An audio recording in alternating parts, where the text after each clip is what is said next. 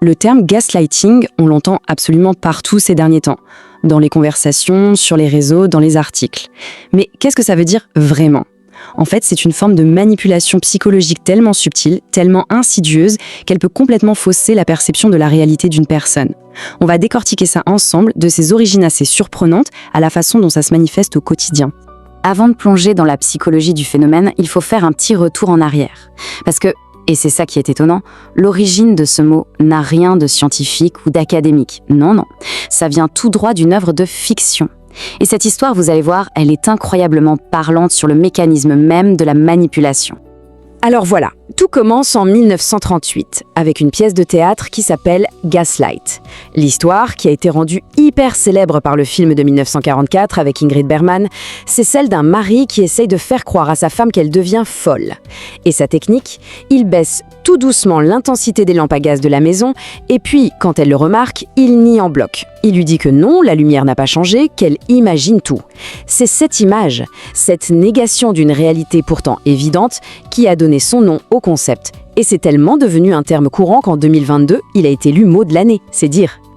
Ok, passons de l'histoire à la définition un peu plus clinique. Le gaslighting, qu'on appelle aussi parfois détournement cognitif, c'est donc bien une tactique de contrôle psychologique. L'attaque, elle vise 3 choses fondamentales chez une personne: sa mémoire, sa perception et sa santé mentale. Le manipulateur, il ne fait pas que mentir, c'est plus que ça. Il cherche activement à démolir la confiance que la victime a en sa propre capacité à voir et à comprendre le monde qui l'entoure. Mais à quoi ça sert tout ça ? Quel est le but final ? Eh bien, il ne s'agit pas de gagner une simple dispute. Non, l'objectif, c'est de créer une dépendance totale. En cassant petit à petit l'estime de soi et l'autonomie de la victime, le manipulateur se place comme la seule référence, la seule source de vérité, la seule personne qui, soi-disant, pense correctement. C'est une véritable prise de contrôle de l'esprit de l'autre. Et forcément, les conséquences pour la victime sont dévastatrices. La personne se retrouve piégée dans une sorte de brouillard mental permanent, à se demander sans cesse si c'est elle le problème, si elle est en train de perdre la tête. Ça mène à une anxiété terrible, souvent à la dépression et à un besoin de s'isoler du monde. Et dans les cas les plus extrêmes, cette torture psychologique peut aller jusqu'à provoquer des troubles psychotiques ou même, malheureusement, pousser au suicide. Bon, mais dans la vie de tous les jours, comment ça sonne, le gaslighting ? Souvent, pour le reconnaître, il faut repérer des petites phrases qui reviennent.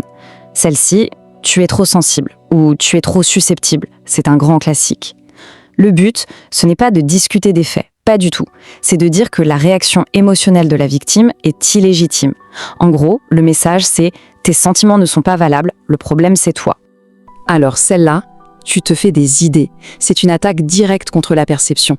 On est en plein dans le scénario du film Gaslight.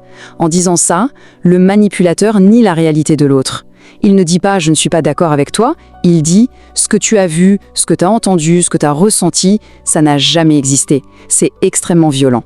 Et puis à celle-ci, qui s'attaque à l'intelligence et à la mémoire. Tu te trompes comme toujours.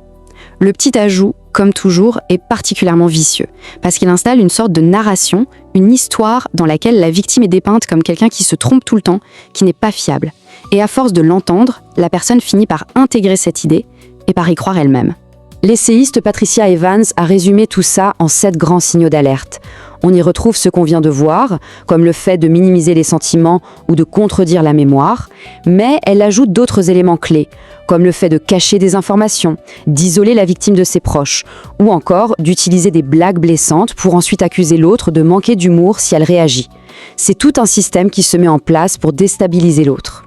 Et il faut bien comprendre que cette dynamique, elle ne se trouve pas que dans les relations amoureuses. Loin de là, ça s'applique à plein de contextes. Dans une famille, un parent peut nier complètement des abus qu'il a commis. Dans le milieu médical, un patient peut voir ses symptômes balayés d'un revers de main, genre « c'est dans votre tête ». Au travail, on peut faire porter le chapeau à un seul employé pour un problème qui est en fait lié à toute l'organisation. Et même à l'échelle d'une société, on peut utiliser des stéréotypes pour invalider ce que vivent des groupes entiers.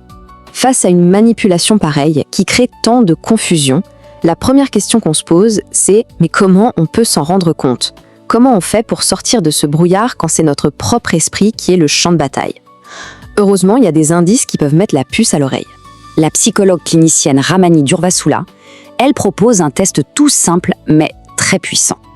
Si on en arrive au point d'avoir envie d'enregistrer ces conversations pour avoir une preuve de ce qui a été dit, pour se prouver à soi-même qu'on n'a pas rêvé, c'est un énorme signal d'alarme. Ce besoin de preuve extérieure, ça montre à quel point la confiance en sa propre mémoire, en sa propre perception a été abîmée. Alors, comment on peut résister ? On peut voir ça comme un processus en 3 étapes. D'abord, il y a l'identification, c'est-à-dire reconnaître les tactiques, les phrases types, les schémas qui se répètent.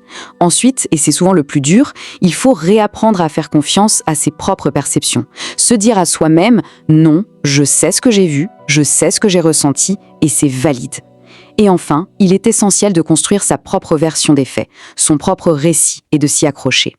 Et ça nous amène au cœur de la solution. Une idée parfaitement résumée par la philosophe Hilde Lindemann. La clé pour résister, ce n'est pas de convaincre le manipulateur. Ça, c'est souvent impossible. La clé, c'est de se réapproprier sa propre autorité, de redevenir son propre juge. Tout repose sur cette capacité à se refaire confiance. Ce qui nous laisse avec une dernière pensée, une réflexion un peu plus large. Jusqu'à maintenant, on a parlé du gaslighting comme d'une violence entre personnes. Mais que se passe-t-il quand ces mêmes techniques, nier la réalité, discréditer des témoignages, manipuler l'information, sont utilisées à grande échelle ? Par exemple, dans le discours politique ou médiatique. Ça, c'est une question qui mérite d'être posée.